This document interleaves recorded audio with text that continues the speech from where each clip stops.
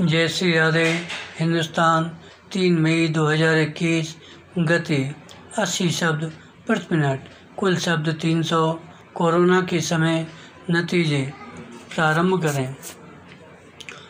भारत में चुनाव किसी विराट उत्सव की तरह होते हैं, लेकिन यह दौर कोविड की भयावह लहर का है। इसी वजह से 5 राज्यों में हुए विधानसभा चुनाव राजनीतिक रूप से महत्वपूर्ण होते हुए भी कोई उत्सव का माहौल नहीं है। संकट और शोक के ऐसे समय में उत्सव की कल्पना भी नहीं की जा सकती। जब चुनावों का माहौल शुरू हुआ था तब बड़ा ज़ोर शोर दिख रहा था, लेकिन देखते देखते कोरोना का ऐसा प्रकोप हुआ कि पश्चिम बंगाल में अंतिम 2 दौर में चुनाव प्रचार बहुत नियंत्रित और संयमित करने पर मजबूर होना पड़ा।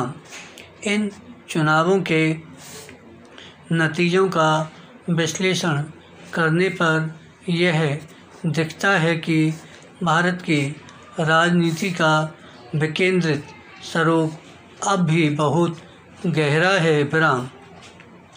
जब भी केंद्र में कोई बहुत मजबूत नेता होता है तो ऐसा लगता है कि राजनीति केंद्र में सीमित रही है, लेकिन वास्तव में भारतीय राजनीति का बहुलतावाचक और विकेंद्रित स्वभाव बना रहता है।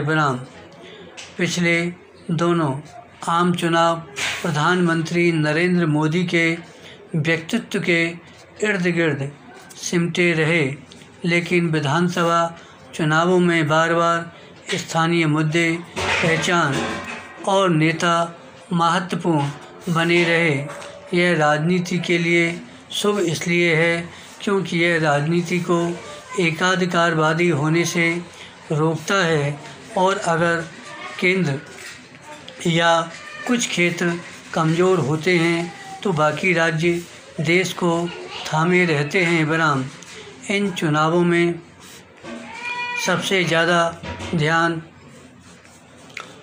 पश्चिम बंगाल पर था, जहां भाजपा ने अपनी सारी ताकत ममता बनर्जी की तृणमूल कांग्रेस को उखाड़ने में लगा दी थी।